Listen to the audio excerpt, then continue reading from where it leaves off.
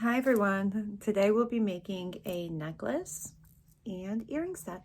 Today we'll be making this necklace and a matching coordinating earring set. The materials that you'll need today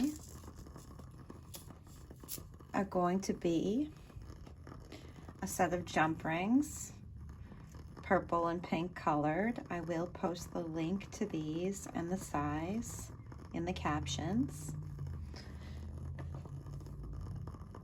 A strand of Star Cut Amethyst Beads. We'll be using 3 of these today, 1 on each of the earrings and 1 on the necklace.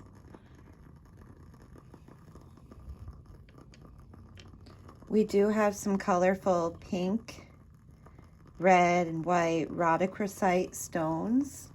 We're going to be using the pink and the red for the design we're doing today. Also, some sterling silver plated rings. These are some great ones I found at the craft store that are actually reversible. Flowers, leaves, depending on your mood. Change around your jewelry. We'll also be using some simple silver plated hooks. And 1 lobster claw clasp for the necklace. You will need some silver chain, and I'll be posting details in the captions. And you will also need 3 silver head pins. So it's like a flat silver wire, doesn't bend, and it has a little stopper at the end. You're going to need 3 of these, preferably in a 2.5 centimeter size, silver plated materials. Okay, and that is everything. Let's get started. As you can see, this is a closed jump ring. It's a circular metal hoop. It has a tiny little space in the middle, but it's not open far enough to attach it to another piece yet. So we're going to take our 2 sets of pliers. We're going to take our flat nose pliers, flat jaw on the inside, and we're going to put them on one side of the seam. Then we're going to take our chain nose pliers and we're going to pinch them on the other side of the seam. We're going to push them in opposite directions until the link opens. Then we can attach things with them because we have that opening. I'm going to slide it right on. And we'll do the same thing, but in reverse. Close it. We're going to go with the tools. We're going to go toward one another with the sides of the seam. As you can see, we've gotten it pretty close. Put it on each end with the flat nose pliers, pinch it a little more to get a bit tighter of a fit. But now it's not going anywhere. We've got our first of the jump rings sliding around. Now I did put a bunch on. I stacked them in sections of 2 and 3 with each variation of the purple and pink colors.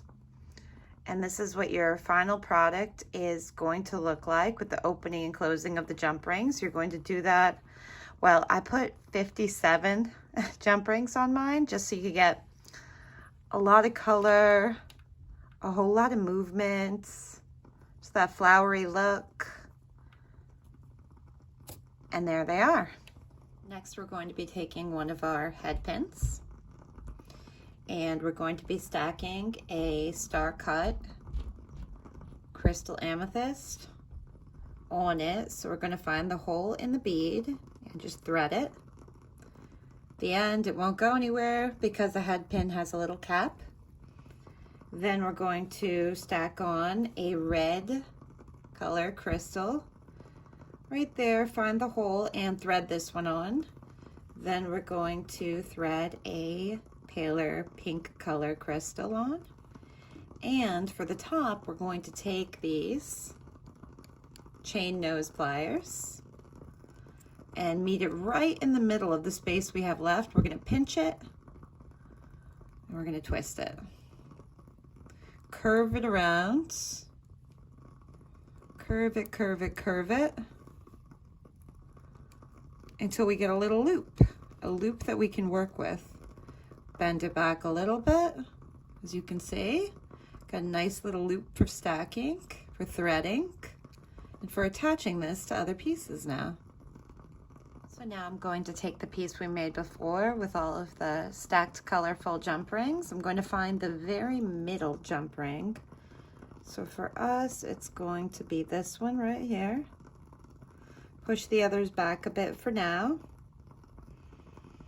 And what I'm going to do is I'm going to open it using my pliers. I'm going to open the very middle jump ring using my pliers, pushing each side away from one another. And now I have a little charm that I can put on, slide it right on. And now we're going to close the jump ring by pushing the sides of the seams toward each other with our chain nose and round nose pliers. That was my middle jump ring. As you can see, I'm going to get half of these on each side again. And now you've got this beautiful ornamental piece in the middle, and we just need to attach our chain. Next, I'm going to take an open fuchsia jump ring and thread it onto our centerpiece for our necklace. And once it is thread like that, we're going to take one of the pieces of chain and we are simply going to attach the link by pulling it through, and then using our chain nose pliers on one side and our flat nose pliers on the other, we're going to close the link until the seams touch and there isn't a gap, and we're sure the chain will not be going anywhere once it's worn.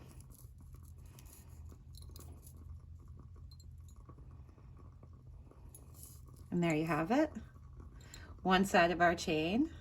We're going to do the same thing on the other. As you can see, we now have the main part of our necklace ready. We just need to work on a clasp at the other end and a catch for it so the necklace is wearable. We're going to take a jump ring and again make sure that it's open, just nudge it open a little bit like so. We are going to take the end of the chain and thread it through. Then we are going to close this loop. Now, most people are right-handed, myself included, so I do put the lobster claw clasp on the right side of the necklace because that's my dominant hand, but depending on, you know, if you're right or left-handed, you might want to switch it up with the lobster claw chain. For me right now, I'm putting the lobster claw on this side, the right side. So I'm going to grab my silver-plated lobster claw closure and just thread it through the open jump ring. I am going to use another set of pliers to close the jump ring, pinch the sides,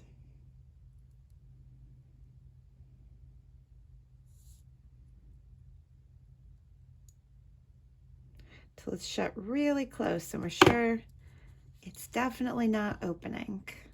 It's secure. And there you have it, your necklace is now complete with closure. Now that we have our necklace complete with closure, we're going to create a set of earrings using 2 of the open bezel rings a jump ring and a head pin with the same crystals as before, which I have already assembled. Amethyst on the bottom and a pink and red crystal rondelles. They are stacked with a little loop on the top to secure it. There's about 30 jump rings stacked on this large hoop instead of the nearly 60 on the necklace. This is just so the earrings are more lightweight. We're going to take the hook we have. It's just a pre-made silver-plated hook, and the opening is facing to the front. We're just going to twist it a little with our flat nose pliers, gently pinching it. So now its loop looks like this. A more side-to-side opening.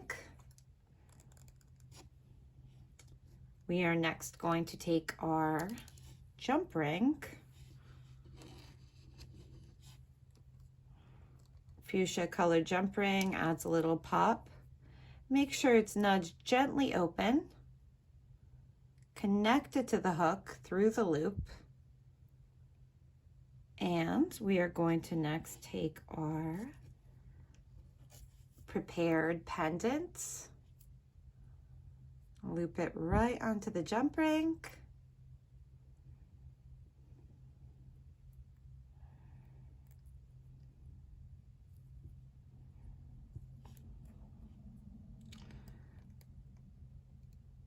With our head pin right in the front. And of course, we're going to now need to bend the jump ring with the flat nose plier and the round nose plier. Or you can also use 2 flat nose pliers, as I'm doing right now. Either works as long as you're pinching it securely and making the ends meet, so nothing falls off. When you're all done with that, you can see the finished earring. And I did already make a second. I'm wearing the completed set, necklace, and earrings. Thanks so much for watching.